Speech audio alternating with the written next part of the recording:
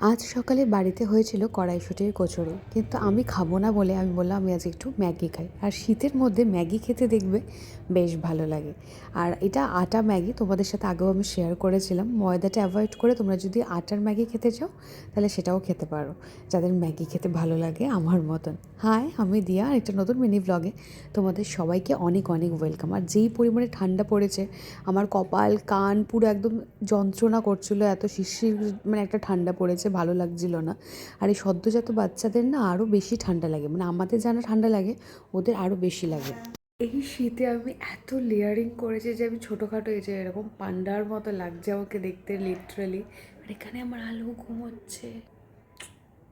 আর এই বইটা আমি এতদিন ধরে পড়ছি, মাঝে মাঝে খুব রাগ হচ্ছে আর মাঝে মাঝে মনে হচ্ছে যে এখন রেখে দিই, পরে আমি আরেকবার ভালো করে পড়বো। কিন্তু বইটা এত ভালো যে পড়ার লোভটাও আমি সামলাতে পারছি না, তো এই দুপাতা দুপাতা করেই যখন সময় হচ্ছে আমি পড়ছি।